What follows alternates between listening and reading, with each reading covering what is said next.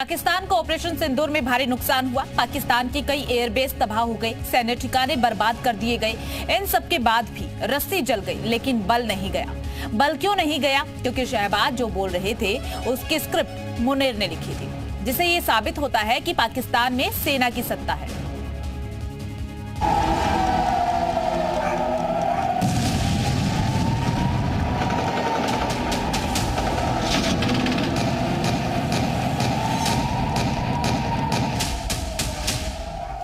General Syed Asim Munir का अपनी तरफ से शुक्रिया अदा करता हूं कि जो मुलाकात मेज पर होनी थी अब मैदान जंग में होगी।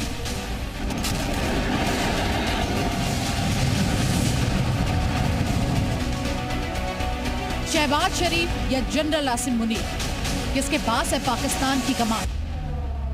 मुनीर का राग अलाप रहे हैं शहबाज। मुनीर की भक्ति से मिली है शहबाज की बेइज्जती सहन करने की शक्ति। काबू नहीं मुनीर और उसकी सेना, पाकिस्तान में कुछ बड़ा है होना। करीब 4 दिन चले ऑपरेशन सिंदूर में भारत ने पाकिस्तान को तोड़कर रख दिया। शनिवार शाम को पाकिस्तान के डीजीएमओ ने भारत के डीजीएमओ से बात की और भारत को सीज फायर के लिए मनाया, जिसके बाद भारत अपनी शर्तों पर सीज फायर के लिए माना, क्योंकि पाकिस्तान को यह साफ हो गया था कि अब भारत के सामने उसके लिए टिक पाना आसान नहीं है। और पाकिस्तान ये भी जानता था कि अगर जंग अभी नहीं रुकी तो शायद पाकिस्तान जो पहले से बर्बाद है वो गर्त में चला जाएगा। लेकिन पाकिस्तान को इस गर्त में डालने वाला कौन है? इस शख्स का नाम पाकिस्तान के पीएम शहबाज शरीफ कल अपने भाषण में लेने से नहीं चुके। इतना ही नहीं, करीब 15 मिनट के भाषण में शहबाज शरीफ ने जनरल मुनीर का नाम कई बार लिया।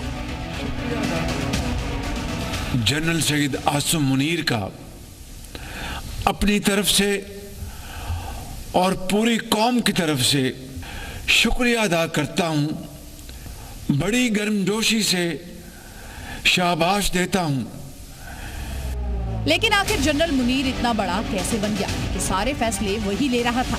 इसके पीछे की वजह है पाकिस्तान की सियासत में सेना का दखल, जो कोई नई बात नहीं है। इससे पहले जितने भी पीएम रहे, उनकी कुर्सी के 4 पैरों में से एक पैर हमेशा सेना का होता था, है, जैसे हालात है आगे भी रहेगा। नवाज शरीफ के वक्त परवेज मुशर्रफ, इमरान खान के वक्त कमर जावेद बाजवा, शहबाज शरीफ के वक्त आसिम मुनीर। ऐसे में जाहिर है कि पाकिस्तान में जमहूरियत के नाम पर चलने वाला सेना का खेल काफी सालों से चलता आ रहा है।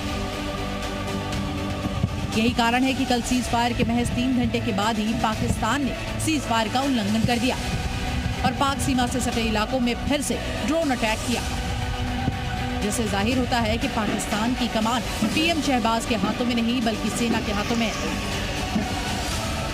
इसका जीता जागता सबूत दिखा कल भाषण में। जुबान भले ही पीएम शहबाज शरीफ की थी, लेकिन उस जुबान से निकलने वाला एक एक शब्द जनरल आसिम मुनीर की नफरती कलम से लिखा गया था। दिल की अथाह गहराइयों से हमारे सब्र का इम्तिहान लिया। फौजी तंसीबात और आबी जखीरों को भी निशाना बनाने की एक नाकाम कोशिश की, जिस पर हमने फैसला किया कि दुश्मन को उसी जबान में जवाब दिया जाए जिसे वो बहुत अच्छी तरह समझता है। और हमने वाज़े कर दिया कि जो मुलाकात मेज पर होनी थी अब मैदान जंग में होगी। सुना आपने, ये पाकिस्तान का वही पीएम है जब तक सीज फायर नहीं हुआ था तब तक जनाब की जुबान को लकवा मार गया था, लेकिन जैसे ही सीज फायर हुआ पीएम शहबाज और मुनीर को सांस में सांस आई होगी।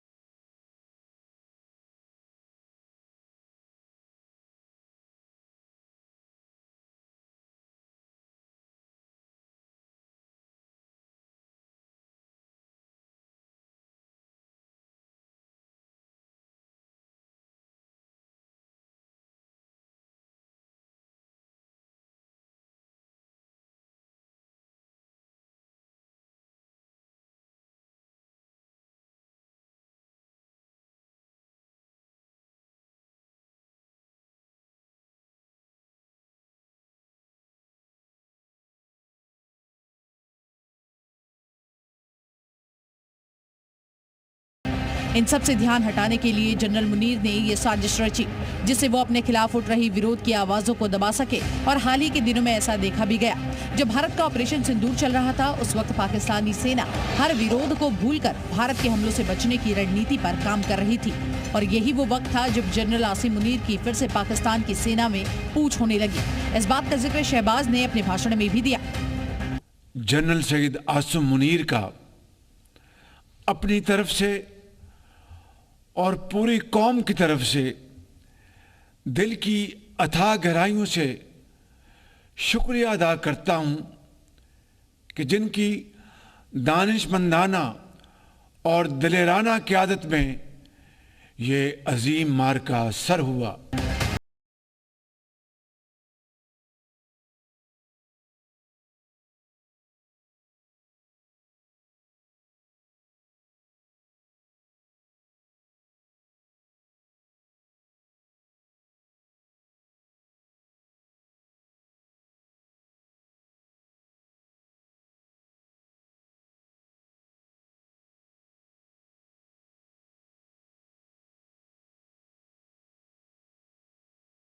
को लेकर फटकार लगाई।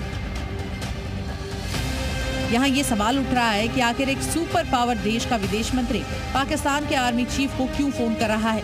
PM Shahbaz, deputy PM Ishaq Dar, रक्षा मंत्री ख्वाजा आसिफ से बात क्यों नहीं की गई। मतलब साफ है कि पाकिस्तान में सत्ता किसी की भी हो, लेकिन फैसले सेना ही लेती है। ब्यूरो रिपोर्ट, जी मीडिया।